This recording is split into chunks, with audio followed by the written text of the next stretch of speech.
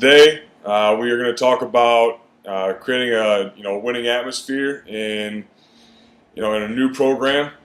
We have Coach Erik Schwager here from Limestone College. This is his second year, correct? Correct. I'm starting my second year this August. So. Yep. And you are the only. You are football only, right? I am not actually. I train football. This year I'll have men's basketball, I'll have track, and I'll have cheer. Okay. And you guys, I remember you were telling me earlier in previous conversation that you're training. You had 90, 190, 100 and some guys in the team last year. In the fall, I first got here September 3rd, so I actually got here after camp. So I had about 4 days to even create a program, Right. and I had about 125 to 150 guys when I got here, and it was just me working football. Wow. Every strength coach here has about 6-7 sports, and I'm kind of the latter because I have about 150 guys Right. that I have to take care of, plus a couple other teams.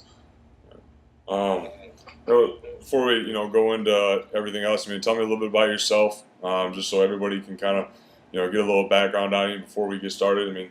I know you and I have talked about previously. You interned under Coach Manny at Michigan State, and Coach McKeefrey at he's now at Eastern Michigan. Just tell me a little bit about yourself so everybody can know what's going on. Yeah, man. I interned under Coach Manny at Michigan State. That was my first ever internship. I was a young buck when I was with him, but I actually started out with Olympic sports under Coach Wakeham, when I was there. So I got the best of both worlds. Coach Wakeham is real scientific, as well as Coach Manny, but I learned a lot of coaching from both of those guys, but it's a totally different atmosphere with Olympic sports versus football. Right. And then I was able to get an internship with Coach McKeefrey, in which I learned a lot about the administrative side of things. I learned how to coach, and he taught me about building relationships with my athletes to build a program. And I actually was able to work with Coach Belushi as a volunteer at University of Princeton, which was an amazing opportunity as well. But from there, got a part-time job with the St. Louis Cardinals. I was with the single A team up in New York. Great experience. Knew I didn't want to do pro baseball. It's time consuming, but it's an awesome experience at the same time. Then I was able to land a job with University of Hartford. Coach Hauser, amazing strength coach. You guys ever get a chance to talk to him? The way he talks to his kids and they buy into what he does up there is amazing. And I learned a lot of coaching points from him as well. And from there, Coach Lamb called me up, and I had an opportunity for football, so I took it. Yeah, absolutely.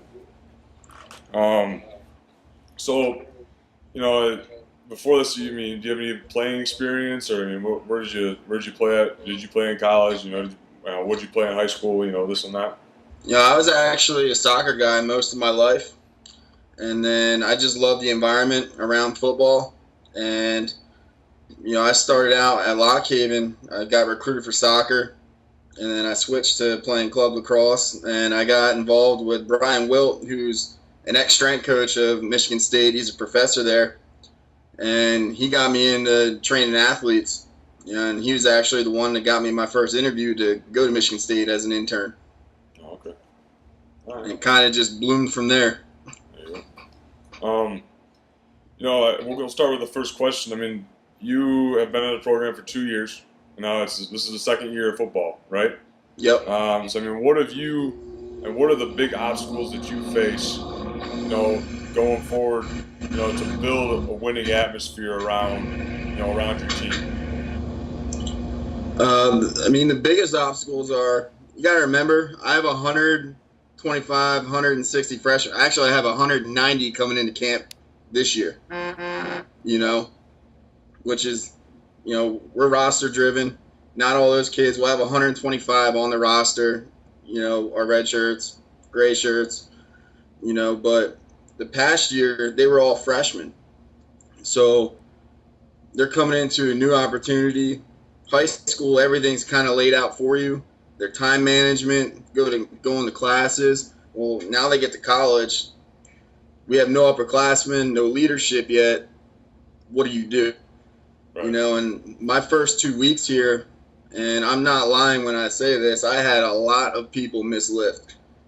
You know, and we had to lay down the rules, and that's first and foremost. You know, lay down your rules, your regulations, your guidelines, whatever you do, you know, for them to follow. So they realize that there's consequences, you know, to their actions. Right. You know, and part of the obstacles of them not coming is, you know, I had to take it one step above. You know, I actually got kids' contact information. I know their dorm rooms. I have their class schedules. You know, I really know where they are at all times. And if they're not here, you know, I'm a coach that gives them choices. You know, you have a good choice, you have a bad choice. Whether you're in college or in working class, you know, you always have a choice in life. You know, and you can either come to lift late, and that's on you, or you cannot show up, and that's on the team. Right. You know, and they'll all, you know, pay for it. You know, and this past semester, I went from probably having 25, 30 misses in the fall to 4. Right. Wow. You know, and that was because of family problems. You know, and the other obstacle is, you know, with a new program, you're not playing. Right. You know, our first seasons, you know, this fall, September 6th, first game, we had no competition. Right. You know, there's no games. So the kids go out there, you know, they train, they go to practice, they train, they go to practice. You know, so everything we did in here, we needed an element of competition. You know, and we kind of did the Saints Bowl, you know, where we had regulations and guidelines for them where, you know, they got points, missed points. You know, and it was based on, you know, appearance, attendance, you know, schoolwork, you know, fourth quarter work. You know, fourth quarter is like, you know, if they would come in and do corrective exercises or come in and talk to me and do like a blitz package or something of that nature. You know, appearance, shoes tied, shirt tucked every day. As soon as you walk through that door, your mind's right. You know, we would go off of attitude, you know, Saint etiquette.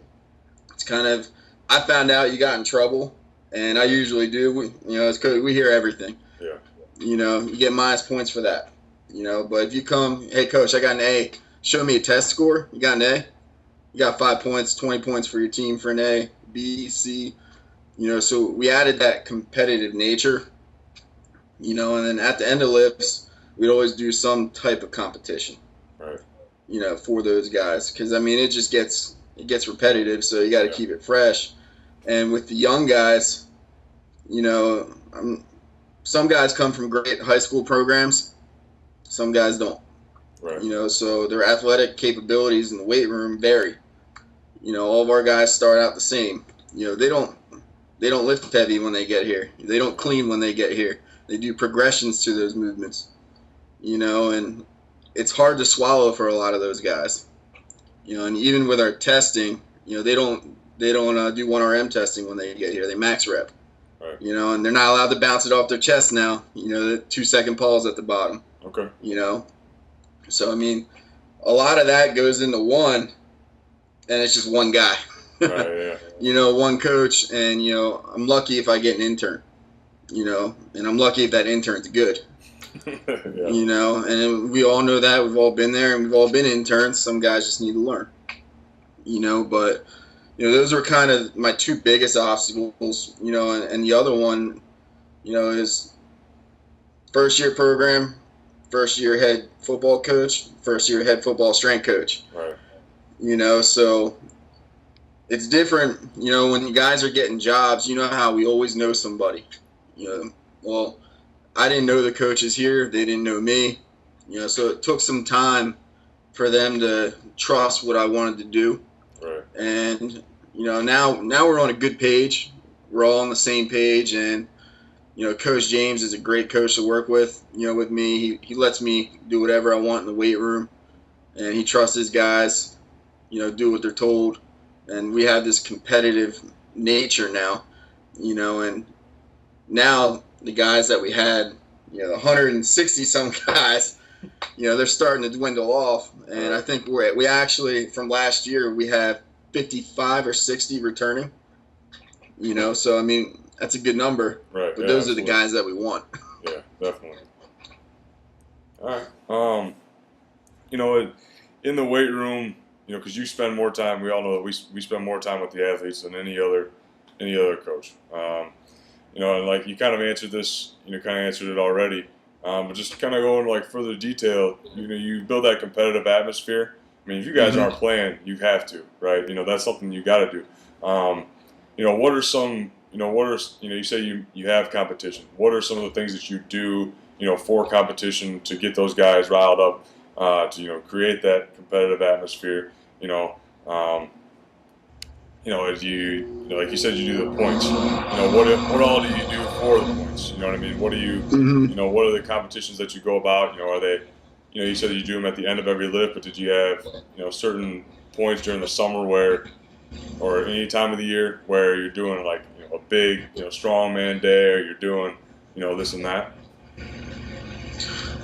This past year, we didn't really do any strongman competitions, just because I didn't have the staffing to watch everything, and it's really hard, and time constraints is a huge number, for us. And we have 800 athletes out of here, so I have to be careful in how I plan and work things out, because there's sometimes I'll have 25 football guys in here, and on the other side of the weight room will be 25 lacrosse or baseball guys. Yeah. So a lot of times when we go outside, sometimes, I was like, all right, this team, say they're the Bengals or we got the Dolphins, whoever. I was like, give me one wide receiver from each team. We'll run a 40. Okay. They get 5 points for it. Or we'll have maybe like DBs do a push-up challenge, or a lineman will do like a tractor prowler pull. How far can they get? Right. So things of that nature where they can just get points. And a lot of it, the guys will get riled up themselves with it. But a lot of what comes, your environment in the weight room comes from you as a coach. So as soon as my guys step through that door, it's not quiet time anymore. It's let's get our minds right, let's get going. You bring the energy that you want into the room. And I think my guys have started to do a good job of bringing that. There's times that I'll have to bring them back and remind them, like, hey, like it's great to be excited, it's great to do this, but hey, we need to focus on this. Right. And I think they're doing a better job at bringing that themselves, which is great for me. Right. Because I can also focus on coaching them because they're such young guys. I want to be to the point to where I can coach with them like that and get psyched. And I do quite a bit, but a lot of times I have to focus on getting the guys' techniques right and what we do. Okay. Now you've talked a lot about, you're the only coach. That's the, and you've kind of talked about the challenges that you face there. Could you go on, more depth of, like let's say, there's coaches that are in your situation. There's a lot of coaches that are, they're the only coach for, a lot of athletes. I mean, what advice do you give to them to build, to be more efficient, be more productive in what they're doing, just to move forward? Have a plan B, C, and D. Yeah. Honestly, there's some days where, I'll be training guys, and then, somebody is like, oh, well, coach said that we could rove in here and get our workout in. And I mean, it happens, right. Because they have a schedule conflict, and we might not always get to talk to each other. So always have a backup plan, and don't be afraid to change. You're going to have to adapt. But as long as it's along the lines of what you planned that day, right, don't worry about it. There's always different things you can do. Like for me, for my guys, in the beginning, there's times where we were doing like RDLs, you're working on a hip hinge. I'll take them outside. If we don't have room, we'll do backward med ball throw. Things of that nature. I'm still getting what I want. Right. But be able to adapt. And be able to talk to coaches. That's the biggest thing. Your sport coach is one of your biggest advocates in the weight room when you have to plan and schedule. Right. You know, if you don't have a very good relationship with them, it makes scheduling and your job so much harder, especially when you have so many athletes. You know, now I'm fortunate enough that, you know, my boss here is awesome with doing that. You know, and I deal with a lot of the scheduling with football.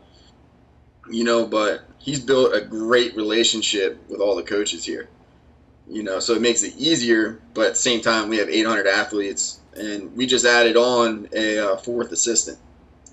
Okay. You know, and we still have probably close to 5-6 teams apiece. Right. You know, so communication among everybody is like the biggest thing for a coach. You know, in the weight room. You know, and be organized on how you go about planning your program. You know, like a lot of our guys, just because our weight room, the way it's set up and the way teams come in, you know, we do push-pull all the time. You know, if we do a posterior, we do anterior. You know what I mean? Yeah. So I always have something where I kind of know the plan already of whatever teams it's going to be in here with my teams, and I kind of program that way, you know, just to keep the flow of the room. You know, and I think those are some of the biggest things. You know, if you're a one-man show or even if you have assistants with a lot of athletes, you know, that'll help you out. Yeah, I mean, it kind of leads into my next, you know, the next question where, you know, as, you know, especially with all the athletes that you guys have, you know, coming into, you know, dealing with coaches, you know, because obviously, you know, every coach thinks, you know, this and that about how their team should be trained. And, you know, obviously, in certain, you know, there's always that point where, you know, you got to abide by, you know, those rules. You know, most of the time you can't, you know, just go in there and freeball things, you know. So it's all, you know, how do you move forward, you know, dealing with that, making sure that, you know, you still have that, you know, that intense atmosphere, but you know, those coaches are, you know, they want you to do, you know, do what you want to do, but you also, you know, got to create a good atmosphere and doing what they want to do. You got to give a little to take a little, right? You know, and you know, dealing with coaches are different, you know, at every level, and the sport that you're training, the sport coaches are different with every team. Right. You know, so really, you know, again, it comes down to communication and what they want and reaching a fine line between what you think is best and what they think is best. You know, you got to be able to reach, you know, an agreement at some point. Right. You know, like, you know, coach, we'll do this, you know, if you'll do that, you know, and, you know, like here, like, I know there's certain things that our coach doesn't like, you know, so I pertain things like, you know, we do, you know, for, you know, some conditioning days, you know, I'll have guys do a pattern test, you know, and we'll time it, right? You know, and that kind of takes place of the 300, right? You know, as I think I talked to you about that before. Yeah. You know, so you kind of just got to be able to give a little, take a little, and just be able to communicate with them. You know, I mean, that's what I do here. And, you know, Coach James, he tells me if he doesn't like something, I tell him if I don't like something. Right. You know, we'll discuss it, we'll debate it, and then at the end of the day, we work it out. Right, yeah. It's always got to come to an agreement, right? Yeah, I'm not saying that happens every time, you know, with coaches, but, you know, I think that if you're on the same page and he trusts you, you trust them, you know, you can eventually work things out. Yeah. You know. Yeah, definitely. I guess, you know, I always ask this to everybody that, you know, we've done the Superset series with. You know, what going forward? What advice do you give to the strength coaches out there right now? The young strength coaches, you know, the veterans, you know, the strength coaches out there right now. You know, some people feel a certain way about how, you know, our field is going. What is your advice to you know, all the strength coaches out there? I mean, I know I'm still young in this field and I have a lot to learn, but, you know, the biggest thing I could tell anybody, and especially young coaches, is be open-minded. There's not one set way to do things. Right. And there's a lot of great strength coaches out there that train people different and they get results. And at the end of the day, you got to ask yourself, am I making my athletes better? Right. And just because you don't agree with somebody doesn't mean that they might have something that you can use later on in your program. And I would be able to, understand why you do your programs and the way you do them, because eventually you're going to have to talk to people, talk to peers, and that might land you your first job. Yeah. First impressions are, everything in this field. And be willing to put yourself out there and network. Whether you're a veteran or whether you're a young person, GA, intern, or a first-year full-time person, put yourself out there, talk to people. Yeah. That's the only way you get better. You can read books, that's great, but can you apply the knowledge that you have?